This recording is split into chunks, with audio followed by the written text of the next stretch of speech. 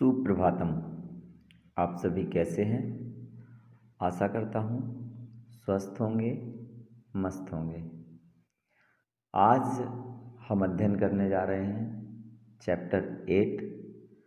आप सभी से हर वीडियो में मैं आपसे यही कहता हूँ, किसी भी चैप्टर का अध्ययन करने से पहले उस चैप्टर के शब्दार्थ बहुत अच्छी तरह से लर्न कर लें। चैप्टर का भावार्थ आपको बहुत अच्छी तरह समझ आएगा।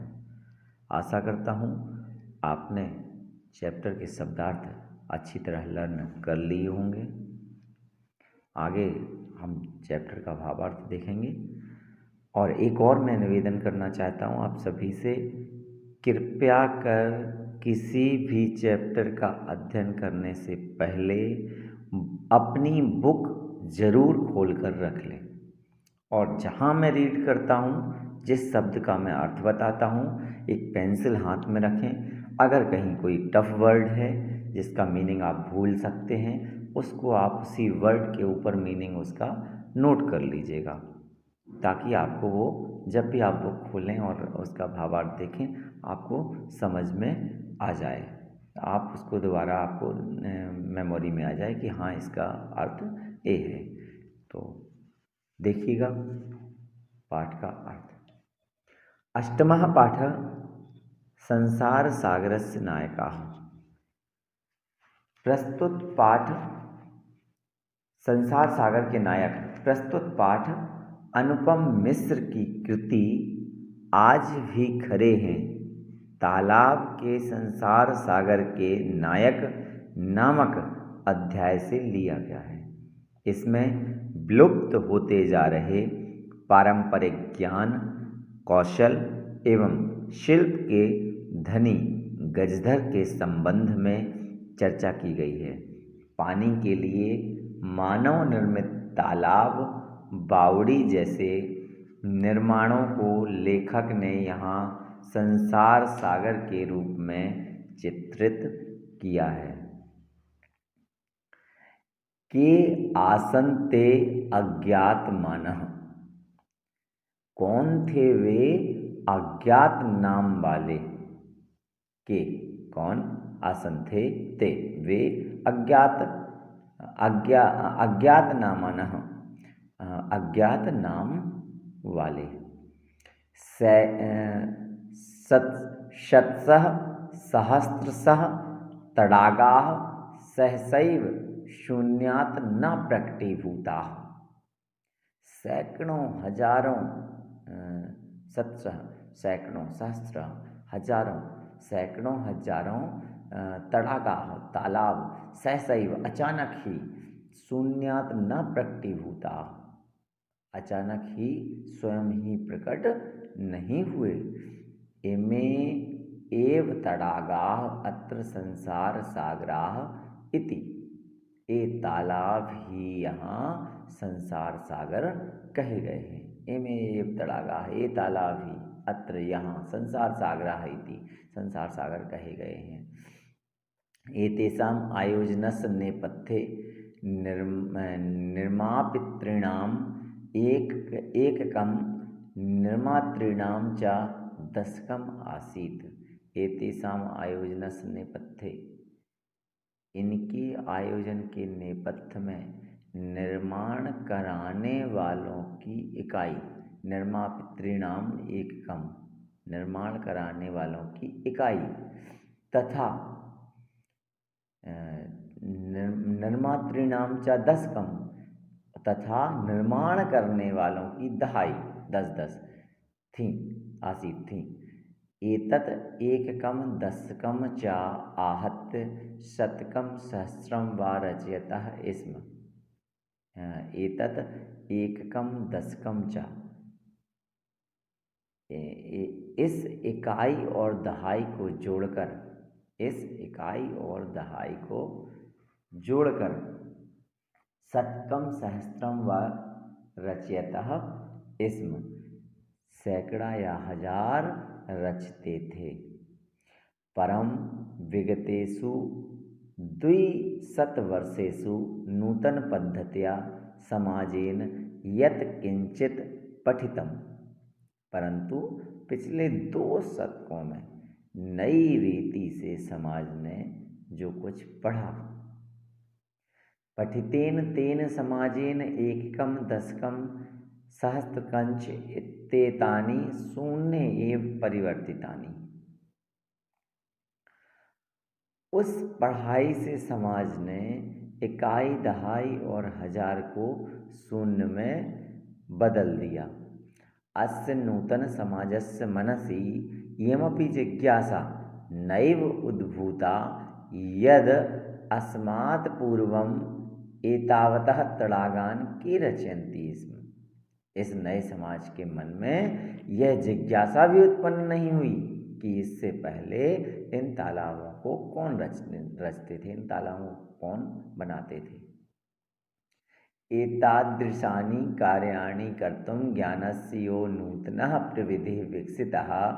ऐसे कार्यों को करने के लिए ज्ञान की जो नई विधि विकसित हुई, तेन प्रविधिनापि पूर्वं संपादितम् एतत् कार्यं मापितुं न केनापि प्रथितम्।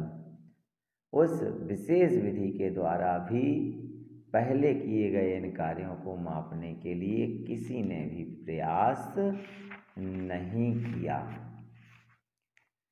अद्य में अज्ञात नामानः वर्तन्ते। आज जो अज्ञात नाम वाले हैं, पुराते बहुप्रथिताः आसन्। पहले वे बहुत प्रसिद्ध थे। अशेषे ही देशे तड़ागाः निर्मीयन्ते। पूरे देश में तालाब बनाए जाते थे। निर्मातारोपी अशेषे देशे निवसन्ति। बनाने वाले भी पूरे देश में रहते थे। गजधरः इति सुंदरः शब्दः तड़ाग निर्मातॄणां सादरं स्मरणार्थम। गजधर, यह सुंदर शब्द तालाब बनाने वालों के लिए तालाब बनाने वालों के सादर स्मरण के लिए है। राजस्थानस्य केषुचिद् भागेषु शब्दोऽयम् अद्यापि प्रचलति। राजस्थान के कुछ भागों में यह शब्द आज भी प्रचलित है। कः गजधरः, गजधर कौन है? यह गज परिमाणम धारयति सह गजधरः। जो गज की माप को धारण करता है वह गजधर है। गज परिमाणम एव मापन कार्ये उपयुज्यते। गज की माप ही मापने के काम में प्रयुक्त होती है। गज, गज मीन्स हाथ, हाथ की माप है ना।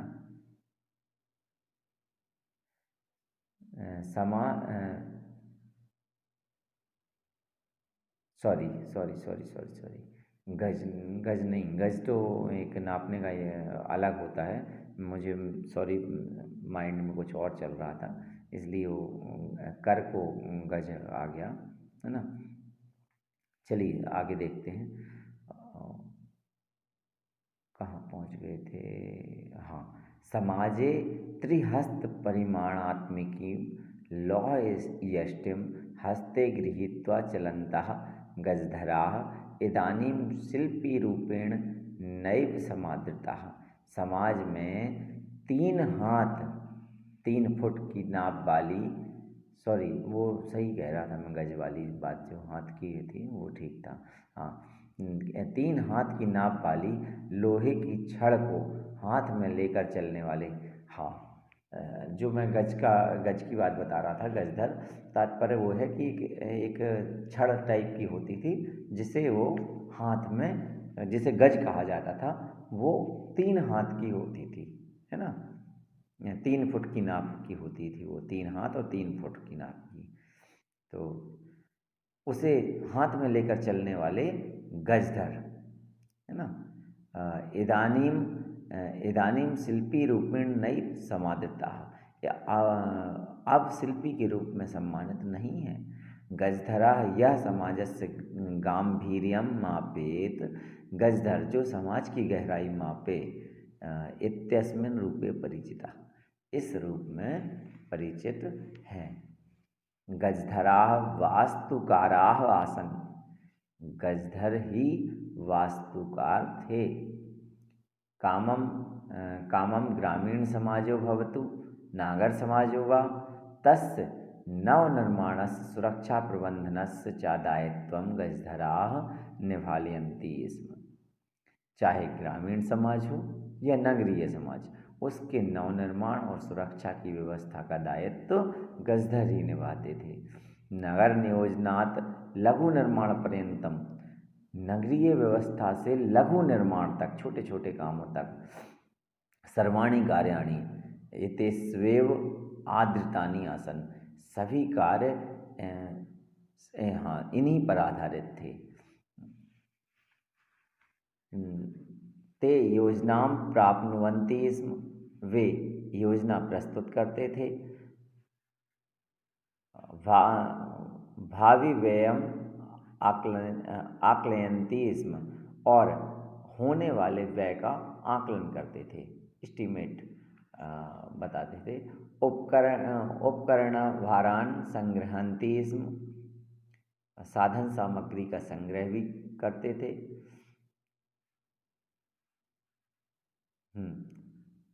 प्रतिदाने तेना तद याचन्ते स्म, यत् दातुं तेषां स्वामिनः असमर्था भवेतु, और बदले में वे वह नहीं मांगते थे जो उनके स्वामी देने में असमर्थ होते थे। कार्य समाप्तौ वेतनानि अतिरिच्य गजधरेभ्यः सम्मानमपि प्रदीयते स्म, काम की समाप्ति पर वेतन के अलावा गजधरों को सम्मान भी दिया जाता था। नमः एतादृशेभ्यः शिल्पेभ्यः, नमस्कार है ऐसे शिल्पियों को। तो पुराने समय में जो गजधर हुआ करते थे, उन्हें संसार सागर का नायक कहा गया है। तो वो क्या करते थे, छोटे छोटे, चाहे वो गाँवों का नवनिर्माण से लेकर नगरों के निर्माण तक, वो सभी में अपनी भूमिका निभाते थे। तालाब, बावड़ियाँ इत्यादि भी वो बनाते थे। और जो एक उनके हाथ में एक कहना चाहिए कि इंस्ट्रूमेंट हुआ करता था। इंस्ट्रूमेंट से तात्पर्य मतलब एक नाप का, जो माप का एक उनका वो होता है, माप होता है, गज जिसे कहा करते थे, वो उनके हाथ में हुआ करता था। 3 फीट करीब का वो हुआ करता था।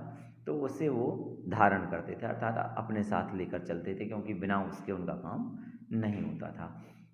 बाद में काम, हर चीज़ का काम में क्या आपको सामग्री की ज़रूरत पड़ेगी, क्या उसके लिए साधन जुटाने हैं, उसमें कितना खर्च आएगा, इसका आकलन करना, ये सारे काम वो करते थे। एस्टीमेट भी वो बताते थे, और पूरे काम की रूपरेखा भी वो बनाते थे। तो ऐसा करके, और काम के बाद वो अपना वेतन लेते थे। वेतन के अतिरिक्त जो है, हाँ, और ऐसा भी कुछ नहीं मांगते थे कि जो उनका स्वामी देने में असमर्थ हो।